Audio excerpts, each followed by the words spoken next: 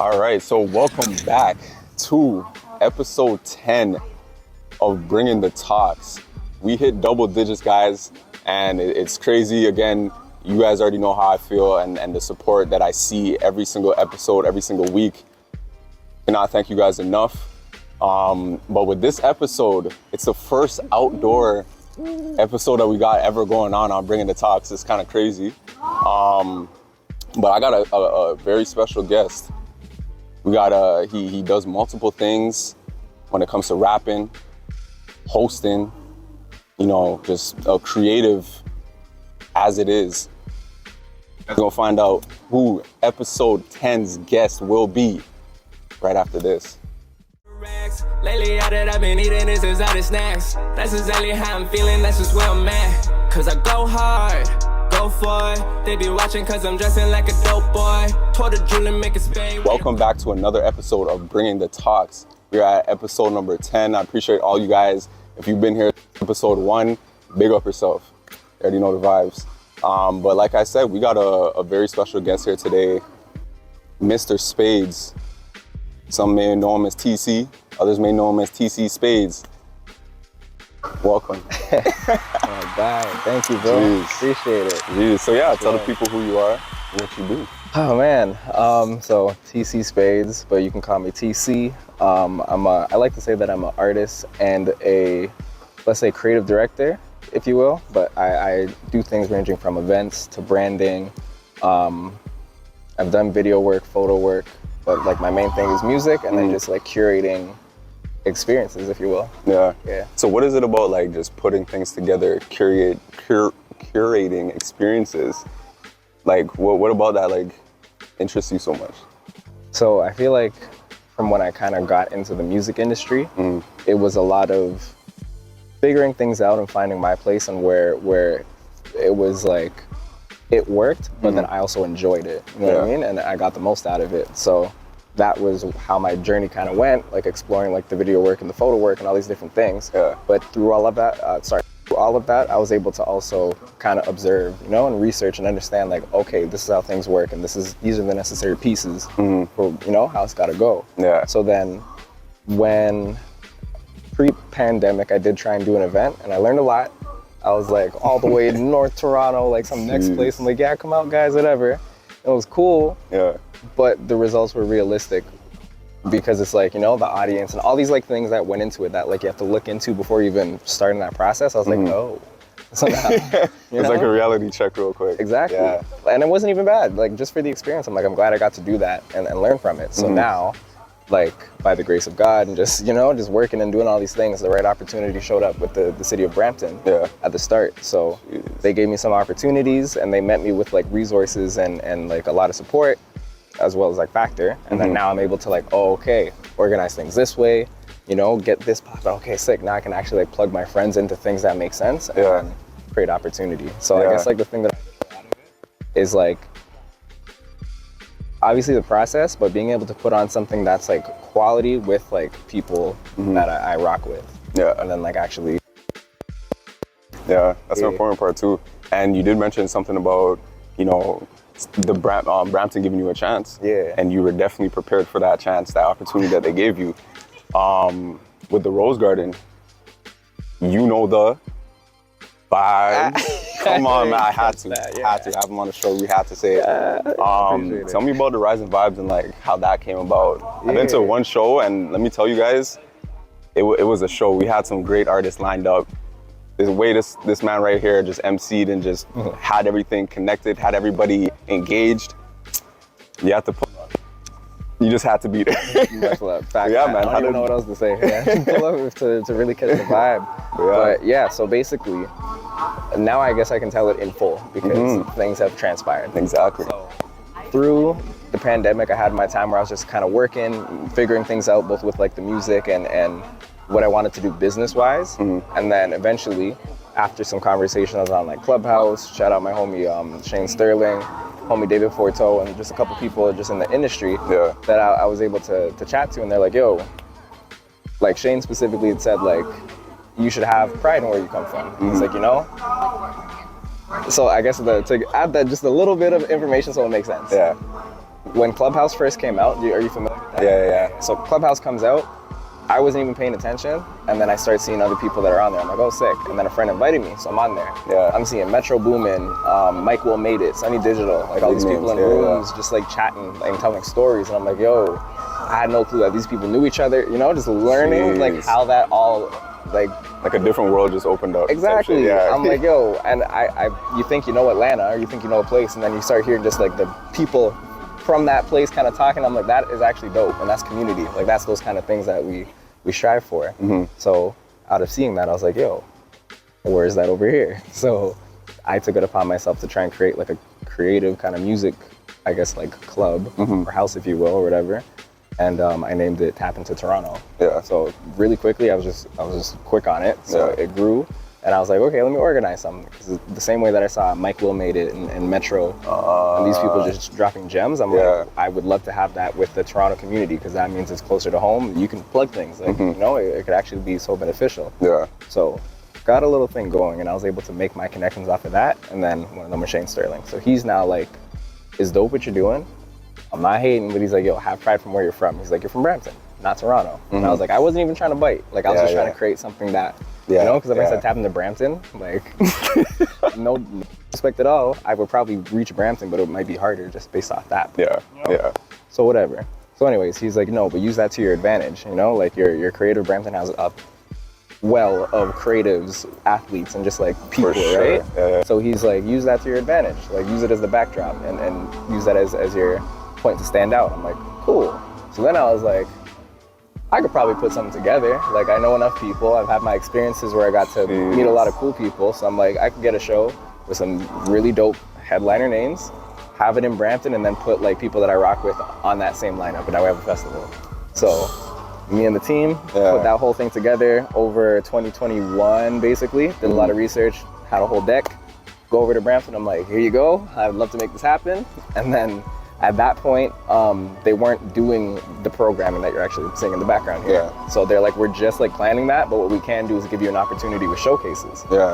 Excuse me. So then comes Rising Vibes. So I was like, okay, I'll take the opportunity. I can build that relationship, show them what I'm capable of. And also, again, put my friends on and make something dope. And then lo and behold, we had like 2 sold out shows out of like 5 in total. The festival, they let me do North by Northeast as a result. And I'm just like growing it as we continue like through the shows. So I'm like, we can actually turn this all the way up. Okay. Yeah. Jeez.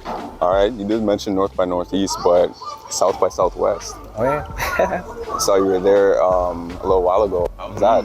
And just tell me how that was. The whole thing? Yeah. So first of all, this year was dope. I was locked in again with my homies, the Chop Stars. Are you familiar with the Chop Stars? No, I'm not. Educate me. Of course. I got you. So basically, the Chop Stars are like a DJ group, right? So there's a sound called Chopped and Screwed. You've ever heard of it? It's like slowed down, you know? And it's usually got that purple tint on the... Yeah, exactly. And so when... And if you listen to the music, it's like the DJs are doing this live, like 2 decks, like slowed down and then chopping, like it's like an art, real shit. Like DJing is crazy. So the chops, so that's the sound, and that came from DJ Screw. So DJ Screw, one of those originators of that out of Texas, right? So he was rocking with OG Ron C, as well as DJ Michael Watts. And those 2 guys together had made Swisha House, which is Paul Wall, Slim Thug, you know what I mean? Mike Jones, all those guys. And that's Texas, like that's history, right? So Screw passes away, and then just the sound that he created with Chopped and Screwed, then those 2 guys like vowed to kind of, keep it going. Other DJs as well kind of joined in and whatnot, but specifically OG Ron C created the Chop Stars. And then now how they came into my, I guess, field of view first was because of Drake. Because Drake did a Houston Appreciation Weekend, and they released mixtapes for that weekend, different Chopped and Screwed ones. So I'm hearing Candlestick and OG Ron C and Slim K, all these guys. I'm like, yo, that's hard. Like things that you wouldn't even hear if you weren't there. Bro, they honestly put me on to Future, because I didn't really listen, and then I heard March Madness was that first song, Chopped and Screwed. I'm like, this is insane. What is the regular song? That was the first song I know. But that I actually I was like, let me find this, because I heard No. Whoa, that's a crazy song to come in on though. God bless them, because that Chopped and Screwed had me on a wave. Jeez. So that's years ago. That's like probably, I'm in high school at that point. Yeah. Houston Appreciation Weekend thing. So fast forward now to Clubhouse, which I just mentioned. I'm able to kind of make acquaintance with a guy, DJ Hollygrove, who's also a part of the Chop Star. He's like, yeah, man, like, we here, let's work. I'm like, okay, cool. I'm like, yo, at the time I had an EP called 6 Degrees of Separation. I'm like, we could chop it up? He's like, of course. It up, and I was like, this is insane. Like, I didn't even fathom just meeting them, but the fact that I was able to connect and have, like, now create something, it's like crazy. So we kept contact from there, and then when South by was coming up 2 years ago, so in 2022, he's like, yo, we got some shows, come rock with us, we can, like, continue building. Wait, hold on. Just gonna wait for the train real quick. Yeah. But this comes with shooting outside, you know? You know? Perfect time of year. No, it's Transportation, it's a trip. bro. This guy said, how much faster can we go and continue to build on that idea? And now we flying through the sky. That's a bar right there. This guy's dropping gems on his own show. That's philosophy for you. That's crazy. That's it though. That's the same energy I came in on. Like, how can I, like, keep building? Yeah. And so I guess continuing, like, what I was saying, they let me come out and rock the show, like, do all that stuff. I was like, all right, cool. Pull up, and they're cool as hell. Like, I met OG Ron C, I met Candlestick and Illadel and a lot of the other Chop Stars too, Scrib, like, all the homies, and I'm like, oh, they're cool as hell. And they're genuinely like, it's not like a, oh yeah, hey, nice to meet you, and then they keep it pushing. It's like, nah, like, they actually, like, rock with you, and they get to know you. Like, OG Ron C this year, there was a showcase where him and, that's where I met DJ Michael Watts now, because I hadn't met him before. So he pulls up to the one showcase, and they're all there like, yeah, bro, let's work. Like, we're here for the good music. OG Ron C's like, I know it's a room full of artists right now, but there's at least 1,000 mixtapes or albums sitting in here right now. Like, you guys should be locking in, like, building. Like, this is what it's all about. We're trying to, you know, keep it pushing like that. That's like, exactly it, bro. Like, and that, yo, honestly, I feel like this episode it had to happen, because I feel like from the first time I pulled up at the first Rise and Vibes that I came to, I was like, bro, like, you see the vision, like, I was like, yo, he's literally doing what I'm doing in just another, like, vertical. And it was inspiring to, like, all right, gotta bring the community together. I'm glad that that's what you're pushing on your end too.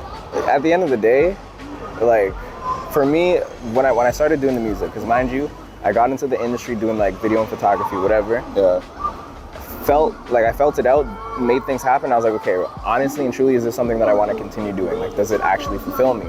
At the end of the day, I learned a lot about the business and everything, but I always made music for fun. I never thought I would take it serious, because I was never that guy. But to marry something that I enjoy with the understanding and all that stuff that I learned, I'm like, yo, let's do it. But I'm not just gonna do it just to get money or just to be famous. Like, at the end of the day, I'm like, no, I have to have like a deeper meaning that will continue to guide me no matter what. So I'm like, I'm trying to, like, take care of my family and the people that I care about, and I'm trying to have, like, an actual positive impact in, like, the communities that I represent. You know, like the black kids, the creative kids in the suburbs, for real, bro. all those. And I'm like, if I can even, like, create opportunity or just affect something, like, that's it. So that's what, like, and working that hard to, like, you know, like you said, take care of your family, go on those exotic trips while you're eating exotic snacks.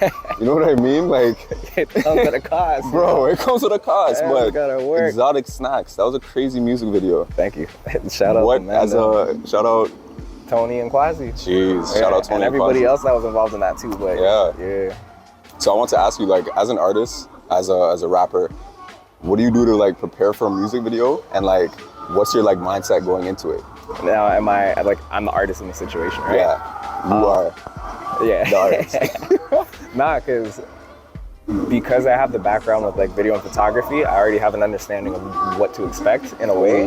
So that's, like, already what the camera needs to see. Exactly, and I have experience both in front and behind the camera, so I know how to work with, like, what I'm dealing with.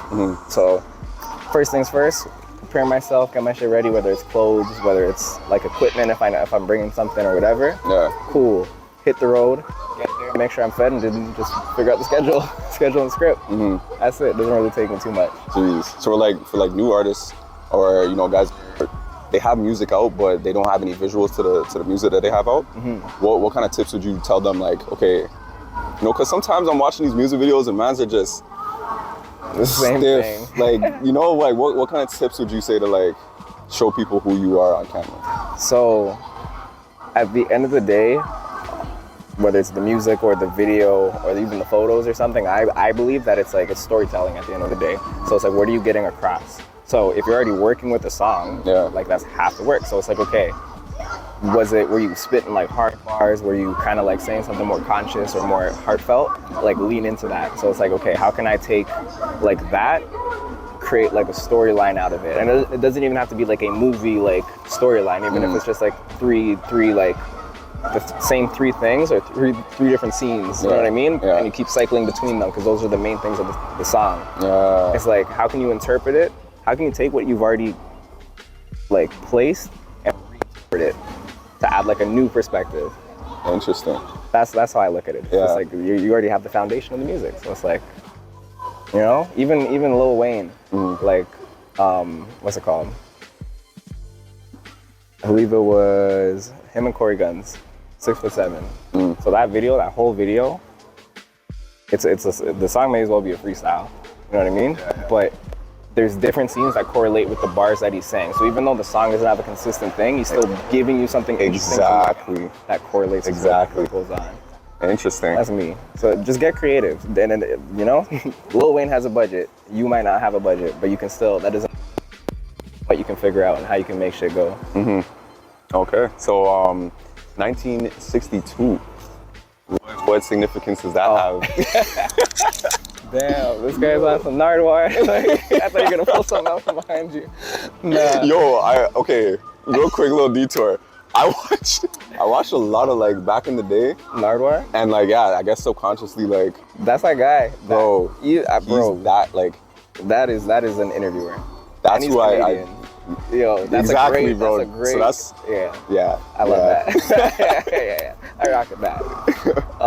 That's my mom's birthday. Jeez. Yeah. Okay. And then I have my dad's initials on my other arm. Hard. I always gotta keep your family close for sure. Okay. But you know, you've had a lot of memories, a lot of moments. You know, on stage, meeting people, being at events. What would you say is the most memorable moment so far in this, you know, journey of yours? Ooh. Oh boy. I'll give you like the easy one and then I'll try and think of a creative one. But so I'm just gonna go with it. The first one was P. Diddy. That was like the most like I'll say P. Diddy. Basically used to be a photographer, videographer when I got in. Through meeting a bunch of different people, like the homies, worked my way up to where I was working with Roy Woods. So we went on like tour, across Canada, across LA, New York, and Miami. And it was like, God bless him, and like everyone who made that happen. I was there just capturing the vibes. It's really cool. When we're in Miami, I didn't know he had all these friends. So he's like, oh yeah, he's friends with one of P. Diddy's sons, and he's like, yeah, pull up. And then I was like, should I bring the camera? And he's like, yeah, no, don't bring the camera. So I was like, oh, still go. And I was just in the crib. Like, party, it was like crazy setting. So P. Diddy, that's a whole other story. There's that. And then the one that was like shocked me was Carlos from YTV. Because the other day, I'm at an event, and then casually find out that he's friends with one of my homies, and I was just like, I go to my friend, I'm like, that's Carlos from the Zone. He's like, yeah. And I was like, should I tell him that I grew up like watching him? Because like, bro, it's just childish shit. That's hilarious. And he's like, maybe not. And I was like, You standing there, the three guys just talking like, yo, there's a point where I was like, and he's like, you're good? And I was like, and I was like, I felt like that was the opening, but I was like, maybe I should. And he's like, yeah, it's better you did. Jeez, I feel like that's like a yo. Remember like Canadian 2 months ago when Canadian classic, but I'm talking about like, you know, you guys obviously become friends through mutual friends, and then it's like, yo, 2 months ago, I was freaking like, you what? Yeah. Yo. Nah, I've had those ones too though. They're like, after a bit, I'm just like, you know what's crazy though? Facts. Nah, what you just explained happened with a homie, Devin Tracy. So he's an artist from Mississauga, and I grew up watching him on YouTube, like 8th grade for me, going into grade 9. So him, D Pride, and like Tory Lanez were all, that's what I'm saying, they're all on YouTube, Lost like Cause? Canadian rappers. Oh like that man. So this is me first getting exposed to that, and I'm like, this is sick. Like my mind was blown. And then around the time, like maybe a year before the whole Roy Wood stuff started working out, he was one of those people that I met first. Jeez. So, and he was really dope. You know, he's like, yeah, like I was like, if you ever want to shoot, let's do it up. He's like, yeah, let's link. Linked up. I was like, holy shit. And I'm like, Yeah. back cool. He's like, yeah, bro. And he was real homie. I swear to God. Funny shit. But yeah, no. I told him that time. I was like, I don't know if you remember, but like, bro, I was like, I tweeted one time and like, this guy's like, yeah, I actually do remember seeing that. I was like, Jeez. I was like, ass. Wow, big Funny ass. shit, bro. But you will definitely have that effect on, you know, people that listen to your music. That'd be cool. And then, like when that moment happens, bro, it's I'll gonna have be, to reflect on that. you know, definitely remember this moment. Take that. I will. But before you go on your shows, before you touch a stage, are there any like pre-game rituals, pre-show rituals that you partake in? Kinda. I find myself, I'll have water and I'll have tea with me. So leading up to it, I'm sipping on both. Yeah. And then I might do like a mini prayer before I actually like hop on stage. And that's that, yeah. Get myself in that zone. I play off the energy of the people out there. So, you know, I just prepare myself to accept that energy. Jeez. Yeah. Okay. Are you big into like spirituality?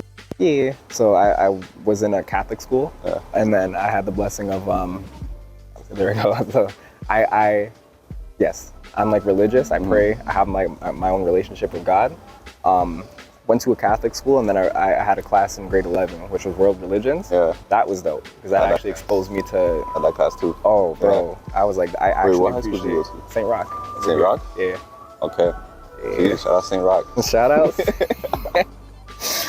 Bruh. No, I just laugh, bro. I just laugh. Shout out to that school. Yeah. Okay. Built my character. Yeah. So, anyways, world religion was really cool. Opened my eyes up, and then just growing up, I've been able to kind of have a greater perspective on just like spirituality, energy, all those kind of things. So I'm like, at the end of the day, everyone's just saying, be a good person. So if we can all do that, and we can all leave this place a better place than we found it, that's all it's about. Is that like a little Buddha too? Yeah, that is a little Buddha, yeah. That's hard. I know. That's hard. Okay, but yeah, what I do want to ask, actually, from the first time spades. Why spades? Why spades? Crazy at poker, magician. Basically, aspiring magician. Nah, but so we had this. This is hilarious. So we had this project in the 10th grade where it's like you got to brand yourself because we had a graphic design class. I'm like, all right. Prior to this, because of my cousin, shout out, homie Kevin, Philly. That's that's family for real. So 2nd grade, I'm about to jump on RuneScape, and I'm putting in my full government name as my username because I'm 7 years old. So I'm typing this in, and it's not letting me use the name. I'm like, so I go on MSN and I hit him. I'm like, do you have a name I could use? So he's like, yeah, Kiwi Monster. I was like, huh? And he's like, you asked me. I'm like, okay, I guess. And that was my name for elementary school, like online. I made a YouTube. I started making videos and animations and shit. So I made Kiwi Studios because I used to actually draw. Jeez. So I was just heavy into like, you know, animation. Left-handed, right-handed? Left-handed. Same. That's crazy. Yeah, see, that's why. Once I heard, that's why this had to happen, bro. Once you said draw, I'm like, I had a drawing face too. Yeah, bro. That's crazy. Those are like the years of being molded. Yeah. Anyways, so I already had that stuff. 10th grade, they're like, yeah, you got to do the assignment. I'm like, I don't want to say that I was being a nerd, but whatever. Even I'm pretty sure the teacher said it too. He's like, don't use the same thing you've already used. I'm like, okay, fine. Yeah. So reading comics and liking superheroes, I'm like, okay, Batman has bats, Spider-Man has spiders. I'm like, what do I have? So I'm like, I don't know. I was like, I'll start with cards. Yeah. So I was like, TC Hearts. I'm like, no. Like, no. TC Diamonds. I'm like, sounds like a little much. I'm gonna let that rock. I was like, TC Spades. That sounds better. Ooh. That was it. I just like kind of locked in and doubled down. Yeah. Actually, so jokes that you did it like that because when I was formulating the questions, I was like, all right, I'm gonna say like, it's not TC Diamonds. I'm dead. TC Hearts. And then flow today. Yeah, you would have jacked my whole flow. I would have been like, well, you said it. Jeez. Okay. Yeah, but spades. Okay. Yeah. Interesting. So, is that tatted anywhere at this point? I got the logo here. Oh, lay. And then I have the ace of spades right there. That's right. That's hard. All right, well, wrapping up the episode. It's been a great conversation so far. It definitely has. Like episode 10, like these conversations that I'm having too, it's like I'm sitting here and it feels as though it's like 5 minutes.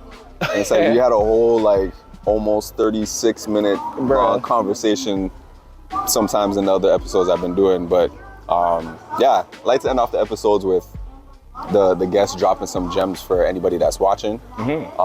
So for anybody that's, you could break it up because you work in a few different avenues, but For sure. anybody that's like, you know, coming up in rapping, anybody that wants to, you know, put together that word always gets me. Curate. Yeah. Events. What advice would you give to them? Yeah, I think I'll give like a couple gems here. So just like as a creative in general, I say just research in general. Research is like the first kind of step.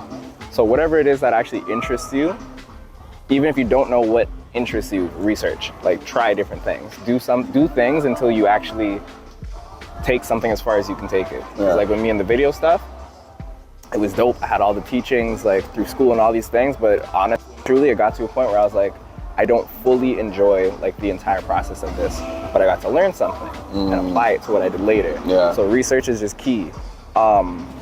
Even now when it comes to doing like events or like putting like larger projects together, research is your best friend. And that could be on the internet, talking to people that you know, even reaching out to people that like you just follow, that you've seen like actively doing things. You never know who's actually gonna like drop some gems on you. That's true. You know? That's true. Listening to podcasts like this one, like finding people that are doing like what you're doing and just kind of studying and gaining what you can from them. That's like the first thing. Yeah. Excuse me. And yeah, and then now, I guess leaning more to the music, like yes, that research, find your voice and do those things, but like definitely be keen on I would say just maintaining your authenticity. So at the end of the day, a bunch of people making music, everyone has their own reasons for doing it and to what degree they want to do it. But I think as long as you're just being real with what you're trying to get across, like that's how people connect at the end of the day. And I think that's what is also kind of dope to me when I can come off stage and like there are people that are like-minded in one way or another, whether they're just supportive or they actually want to become more engaged in it. It's like we're all on that same kind of wavelength, so it's like it's dope. And it's like it's genuine. That's the only word I could really use. Because imagine you're coming off stage and that you're portraying someone you're not, and then someone's like, oh my god, and it's like, oh, they don't actually know me. Yo, that feeling, because I've had that with a few rappers that no longer listen to, and it's just like, that's who you are as a man. Like if I can't rock with you if you're you know what I mean? But you gotta keep it solid. But yeah, authenticity, that's it, bro. And yeah, I'd say just as long as you have that like that good kind of guiding star, whatever that wholesome kind of thing is, whether it's family, whether it's like your community, whether it's just to be able to say that you've created something and then you're leaving something behind, like whatever it is, like just have that kind of guiding star and keep that. Like, my dad always said, like he's like, if you're looking at like a thing, like the light, for example. I remember you said this at the Rose Bowl. I have to drop that gem because I'm for real, bro. It's like, I can see it now very clearly, but if I put my hand in the way, then I have to kind of work to see through it. That's life for you. Like as long as you stay focused on whatever it is, you'll make your way through. That's it, man. Life's a journey. Just enjoy it. Just, rock with it. It's gonna be ups and downs. Yeah. Wow. Y'all heard it here first. This has been Bringing the Talks featuring Ft.TCSpades. Episode number 10. Bear X's in the comments. Come on now. Drop that home. We appreciate it. Yo, appreciate having you on the show. Great conversations, and I really do look forward to keeping a friendship going. Absolutely. And working, bro. We locked in now. That's it. Locked in. That's it. All right, Bringing the Talks, episode 10. It's your host, Jay Breezy, aka Jay Breezy. It's my guest, TC. Yes, sir. Spades. And you gotta hit him with the AKAs? No, with the, you already know the. Oh man, you know the vibes. Come on now, let's go. That's it.